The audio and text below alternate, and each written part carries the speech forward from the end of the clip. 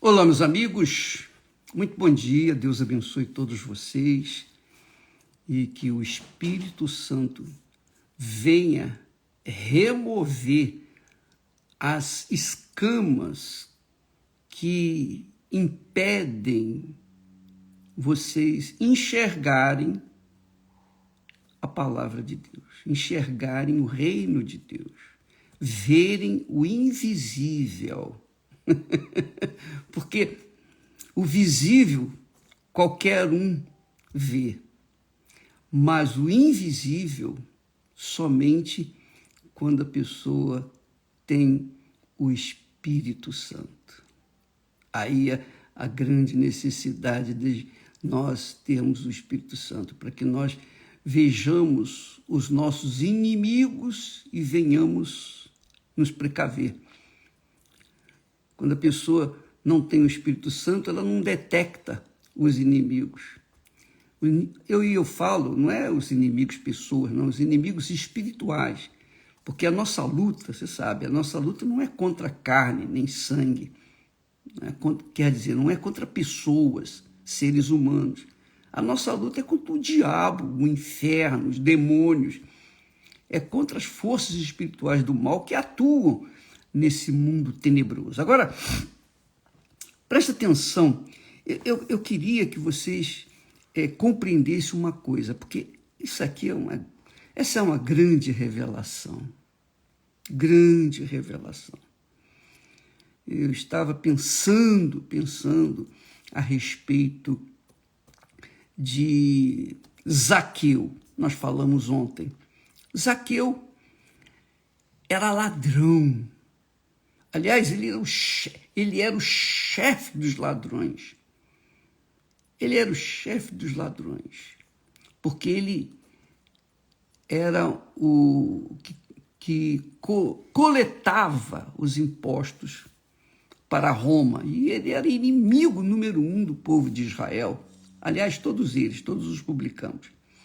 Mas Zaqueu era um pecador ladrão. O grande pecado dele era roubar. Tinha outros também, mas eu queria que você analisasse comigo a fé que salva. A fé que salva. Da fé que cura. Há uma diferença aí enorme. E as pessoas não sabem, nem sempre têm conhecimento disso. Por exemplo, Zaqueu era ladrão, era o chefe dos ladrões, mas ele tinha grande desejo de ver Jesus, de conhecer Jesus. Isso estava dentro dele, ele tinha sede de conhecer Jesus, porque ouvira falar muito de Jesus. Então ele subiu na árvore, ficou lá esperando Jesus passar para poder vê-lo. Quer dizer, um homem rico, um homem de posse, estava lá trepado numa árvore, esperando Jesus passar. Quer dizer, uma espécie de humilhação, eu diria. E quando Jesus, claro, Jesus sabia disso tudo. Jesus já tinha esse discernimento. Quando ele passou debaixo da árvore, ele parou, ele tinha uma multidão com ele, mas nessa multidão somente uma pessoa estava realmente interessada em conhecê-lo, que era Zaqueu. Então ele parou debaixo da árvore e olhou e disse: Zaqueu, desce, porque hoje me convém pousar na tua casa. Ele sabia que dentro daquele homem baixinho, anão praticamente, ladrão, ali havia um coração sedento de conhecê-lo, conhecer Jesus. Desce, porque hoje me convém pousar na tua casa. E ele foi. Quando estavam todos comendo lá, e bebendo e tal, os fariseus, os religiosos, hipócritas, perguntaram: mas ele come com pecadores e tal. Aí Jesus falou: olha, os sãos não precisam de médico, mas os doentes. Então, em outras palavras, eu vim aqui para salvar alguém, para curar alguém que está doente e quer a minha ajuda. E, de repente, por livre e espontânea vontade, de forma liberal, nada obrigado, nada forjado, ele mesmo, Zaqueu, tão feliz, tão alegre, por ter o Senhor da glória ali sentado à mesa com ele, na sua casa, ele, compungido o seu coração, sensibilizado, disse: Senhor, eis que eu decido dar a metade dos meus bens para os pobres. E se eu roubei alguém, eu vou dar 4 vezes mais a essa pessoa que eu roubei. Não foi o dinheiro que ele deu, a riqueza que ele tinha, que fez com que ele fosse abençoado. Não. Mas foi a atitude de Zaqueu. A atitude dele. A decisão dele. Porque quando a pessoa se sensibiliza com a presença de Deus, essa pessoa, ela se entrega 100%. Ela realmente se envolve de todo o seu coração.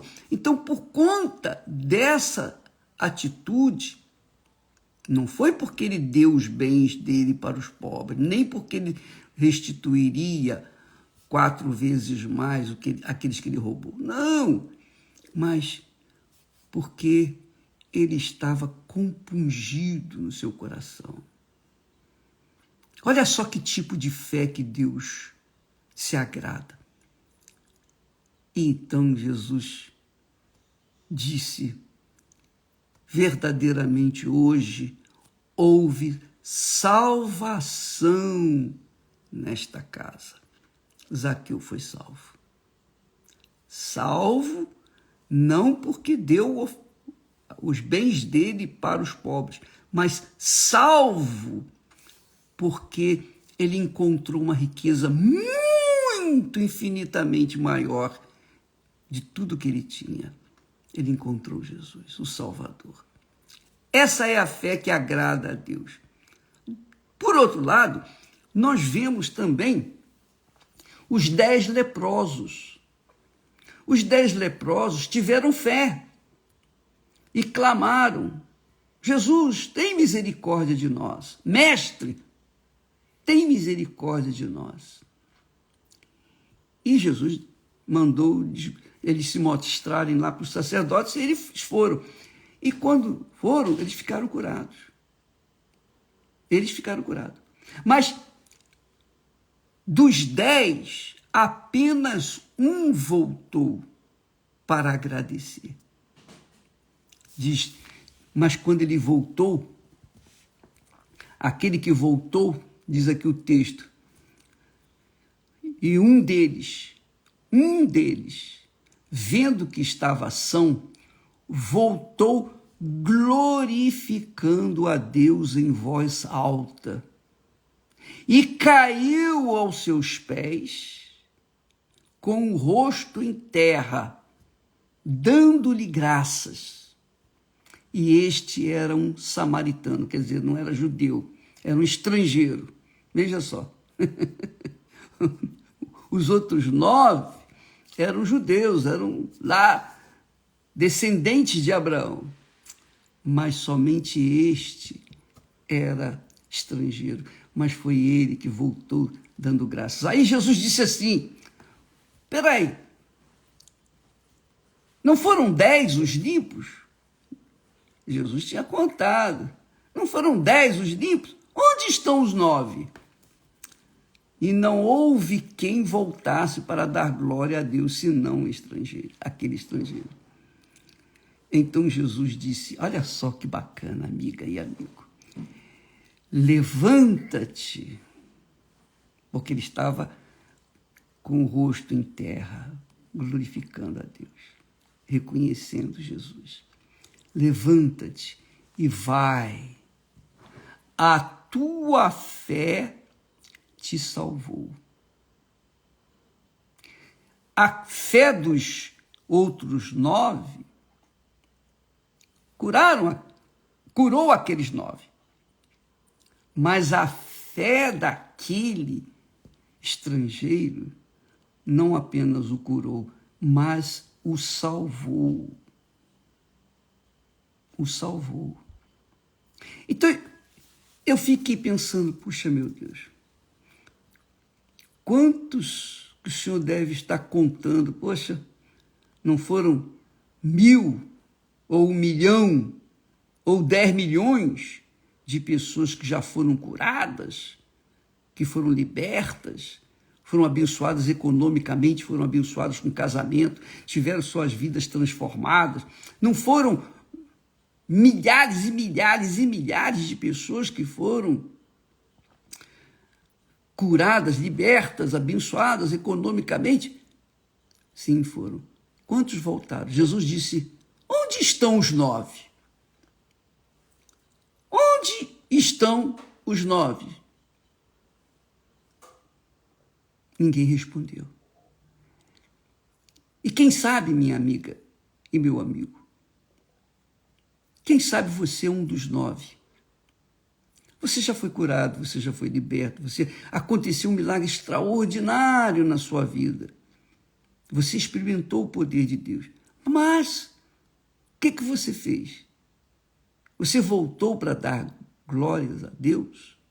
Você reconheceu, voltou para reconhecer Jesus como teu Senhor e Salvador? Você reconhece que Ele curou você, que Ele abençoou a sua vida, mas você não reconhece Ele como seu Senhor, o seu Senhor e Deus e Salvador. Então, eu estou até me lembrando de uma senhora, ela, já falei aqui há algum tempo atrás, ela teve a sua filha ressuscitada, ao ponto de o médico pedir perdão para ela. O médico pediu perdão para ela, porque ela já estava fria. O médico tinha dado o laudo que a criança estava morta. Mas ela disse, não, a minha filha não morreu. E ela bateu de frente com o médico e, de repente, a filha dela começou a respirar. E o médico se ajoelhou e pediu perdão para ela. Então, pessoas que receberam bênçãos inimagináveis. Mas esta senhora depois abandonou a fé. Não sei onde ela está. Não sei se está na fé ou não, mas pelo menos a gente não tem conhecimento dela ter voltado. Espero que tenha, para dar graças a Deus. E quando volta, não volta só para dizer obrigado, Jesus. Não é isso, não. Volta para se integrar ao corpo de servos de Deus. Ó, meu Pai, eis-me aqui para te servir pelo resto da minha vida. Essa é a fé que salva. A fé que faz a diferença. Jesus disse várias vezes, você pode ler isso, para os doentes que foram curados, ele disse, a tua fé te salvou, a tua fé te salvou, a tua fé te salvou. Vai, a tua fé te salvou. Mas muitas pessoas, como os 9 leprosos, foram curados, mas não foram salvos. Então, isso explica por quê, e responde a sua pergunta, poxa, mas o bispo fulano, o bispo Beltrano, o pastor, aquele pastor era tão usado por Deus, ele usou a fé, ele me curou, ele saiu, deixou a família, onde ele está? Então, essa é a razão. Muitos ingressam na obra movidos por essa fé de cura, de libertação, a fé de milagres, mas não da fé do maior milagre, que é a cura da alma. Não adianta a pessoa curar a ferida física, mas manter a sua alma doente, enferma. E quando Jesus fala, te salvou, é a alma. Ele salva é a alma. O corpo, ele cura, mas é a alma que se salva. O corpo fica por aí depois que morre. Mas a alma é a sua alma, minha amiga e meu amigo. A minha alma, a nossa alma que está em jogo. Se você foi curada, não foi curada, mas você reconheceu intimamente Jesus como seu Senhor e Salvador e continua reconhecendo e mantém-se nesse propósito, então você é salva. Agora, se sair, se abandonar o barco, aí já era. Você entende o que eu estou falando?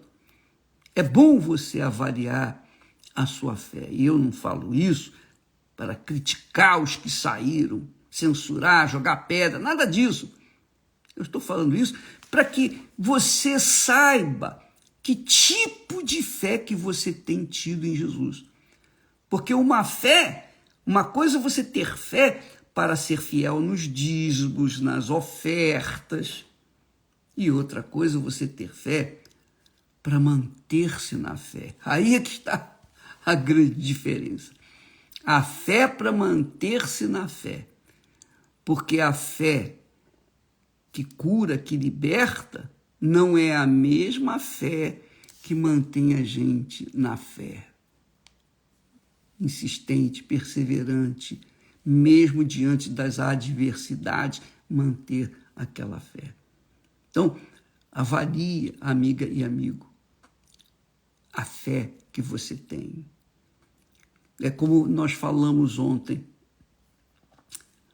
Para você receber a bênção de Deus, as curas, libertações, maravilhas, prosperidade, você não precisa se arrepender. Nenhum deles se arrependeu dos 9. Nenhum deles. Somente um é que voltou o estrangeiro, mas os outros 9 não se arrependeram. Não precisaram se arrepender, porque eles foram curados. Aí, o outro, o estrangeiro, o samaritano, que foi curado, mas ele reconheceu, ele voltou para reconhecer Jesus, tanto que se ajoelhou e colocou o rosto no chão. E Jesus disse, levanta-te, porque a tua fé te salva. Essa fé que salva. Os outros foram curados. Resolveram o problema físico, material, mas não resolveram o problema da alma. Esse resolveu o problema físico e também da alma. Essa é a verdade. É duro falar assim, mas, poxa, bispo, eu fui curado disso, eu fui curado. Eu falei daquela senhora que teve fé para ver sua filha ressuscitada. Uma fé, poxa, invejável. Mas, depois, acabou. Então, amiga, para a gente, eu repito, para a gente ser curado, receber bênçãos, saúde, ter a família restaurada. Por exemplo, hoje, em todas as igrejas universal do Reino de Deus, nós temos reuniões especiais para a família, para salvar a sua família, salvar o seu casamento, mudar o seu casamento. Isso mesmo, mudar o seu marido, mudar a sua esposa, fazer de vocês dois um só. Porém, se você tem fé, você vai receber essa orientação, por exemplo, no templo hoje à noite, às 8 da noite, com a Cristiane e o bispo Renato. Então, você tem fé para isso, então você vai receber. Agora, uma coisa é a fé na bênção ou para as bênçãos físicas, materiais. Outra coisa é a fé para alcançar a eternidade, a salvação eterna. Essa tem que haver. Tem que haver arrependimento. Sem o arrependimento, não há como você ser salvo. Não há como. Tem um texto que eu estava meditando, que vale até a pena aqui falar para vocês. O texto que o profeta Ezequiel falou, que Deus falou através do profeta Ezequiel. Ele disse assim: a alma que pecar, essa morrerá. Quer dizer, essa ficará separada de mim. O filho não levará a iniquidade do pai, nem o pai levará a iniquidade do filho. A justiça do justo ficará sobre ele, e a impiedade do ímpio cairá sobre ele. Mas, se o ímpio se converter de todos os pecados que cometeu, se converter, e para conversão há necessidade de arrependimento. Mas se o ímpio se converter de todos os pecados que cometeu e guardar todos os meus estatutos e proceder com retidão e justiça, certamente viverá, com certeza viverá, não morrerá. De todas as transgressões que cometeu, não haverá lembrança contra ele. Que maravilha, como Deus é bom. Pela justiça que praticou, viverá. Veja que o arrependimento se trata de atitude. A fé do arrependimento é uma atitude que cada um tem que tomar diante de Deus. Aí Deus fala assim: desejaria eu de qualquer maneira a morte do ímpio? Diz o Senhor Deus. Não desejo antes que se converta dos seus caminhos e viva? Essa é a pergunta. Quer dizer, Deus não tem prazer na morte eterna dos ímpios. Ele quer salvar. Por isso Jesus veio a este mundo. Aí diz aqui também: desviando-se o justo da sua justiça, quer dizer, a pessoa está vivendo na justiça. Está vivendo na justiça. Mas se desviar dessa justiça, quer dizer, da palavra de Deus, do comportamento ético, do comportamento de acordo com a Sagrada Escritura, desviando-se o justo da sua justiça e cometendo iniquidade, morrerá por ela. Na iniquidade que cometeu, morrerá. Mas, convertendo-se o ímpio da impiedade que cometeu e procedendo, agindo, tomando atitude com retidão e justiça, conservará este a sua alma.